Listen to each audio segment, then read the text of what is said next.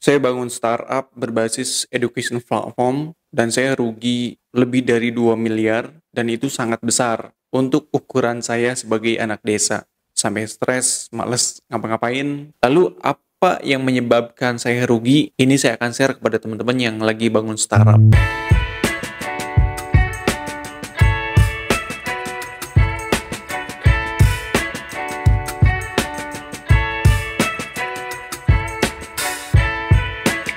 Oke, Assalamualaikum warahmatullahi taala wabarakatuh.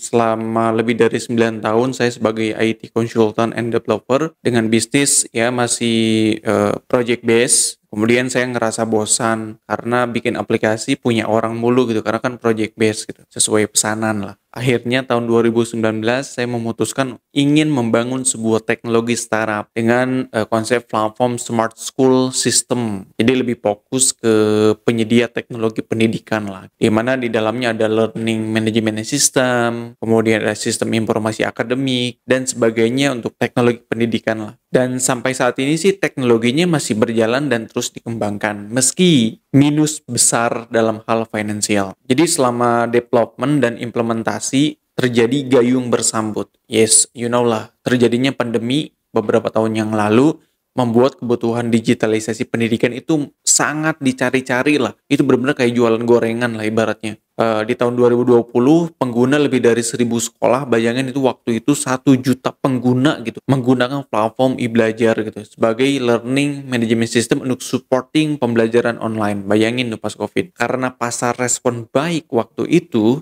ya kami melakukan investasi besar-besaran lah. Dari tahun 2020 kami investasi server dan sebagainya, tapi paling banyak sih lebih ke sosialisasi ya. Saya keliling Indonesia, beberapa provinsi, kabupaten, pokoknya pas COVID itu orang lain pada diem di rumah, saya keliling Indonesia waktu itu.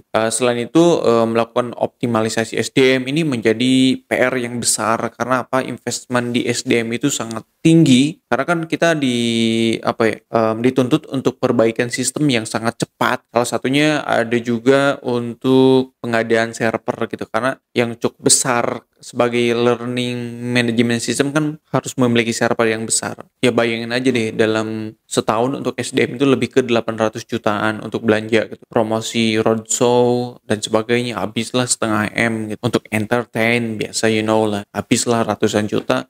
Dan yang paling cukup besar di server dan license gitu, lebih ke hampir setengah miliar lebih. Jadi kurang lebih dari 2 miliar itu keluar untuk platform e-belajar waktu itu ya. Lalu apa yang menyebabkan saya rugi? Ini saya akan share kepada teman-teman yang lagi bangun startup dan mudah-mudahan ini bisa bermanfaat untuk teman-teman. Saya ingat pas awal merugi akibat kurangnya analisis terkait kebijakan pemerintah, di mana pertengahan 2021 itu sekolah sudah mulai masuk karena pemerintah mengeluarkan surat edaran bahwa sekolah harus mulai offline, sehingga penggunaan e-learning itu menurun dan sekolah banyak yang tidak memperpanjang. Itu awal mulanya tuh. Puncaknya saya kehabisan bensin tahun 2022 di mana pengeluaran tidak berbanding lurus dengan pendapatan dari platform ini ya.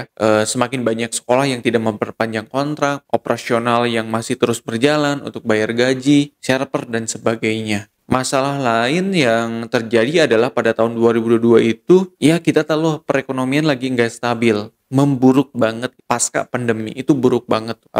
Dan akhirnya ya dolar naik gitu sehingga kami bayar server license itu ada peningkatan yang sangat signifikan gitu, dan itu 20% naik lah untuk budget ketika pasca pandemi itu. Dan yang akhirnya saya coba stop dulu startup untuk learning management system ini karena untuk rubah strategi bisnis. Platform saya sampai saat ini sih alhamdulillah masih berkembang. Dari segi teknologi penggunaan masih ada penggunanya, sampai ya alhamdulillah instansi pemerintah, sekolah swasta, lembaga besar masih pakai platform kami sebagai learning management systemnya. Karena sekarang juga masih banyak pengguna di universitas.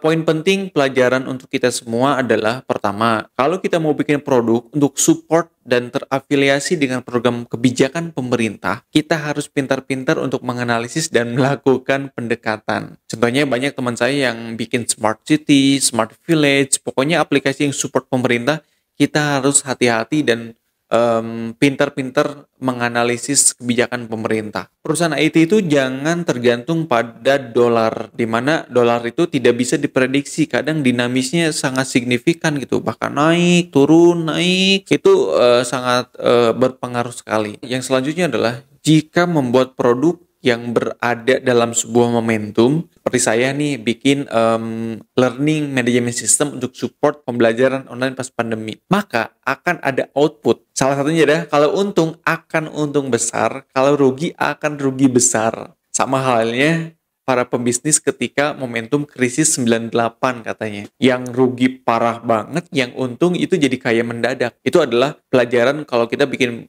produk layanan dalam suatu momentum. Kemudian, lalu apa yang harus dilakukan jika kita mengalami seperti itu? Ini pengalaman besar bagi saya ya. Jika dalam bentuk analisis apapun sudah tidak bisa bekerja, maka saya pindah untuk mengembangkan platform lain atau mengerjakan proyek yang lain. Karena apa? Jika analisis waktu itu kami teruskan untuk implementasi belajar, maka saya yakin kita akan benar-benar kehabisan bensin dan bahkan kita mengalami kebangkrutan. Tapi bagusnya kami di sini karena memang disupport dengan SDM, kita pindah ke platform yang lain, kita bikin platform yang lain dan itu bisa menyelamatkan kita. Ya contohnya ketika belajar ini sulit untuk diimplementasi karena berbagai alasan, kami membangun teknologi lain. Contohnya kita punya Portal Go saat ini sebagai penyedia CMS media online dan alhamdulillah saat ini penggunanya lebih dari 300 media menggunakan sistem kami gitu, dan itu perpindahannya sangat berdampak positif. Ketika ini minus, ada produk baru, ini bisa langsung support dan bisa menganalisis meskipun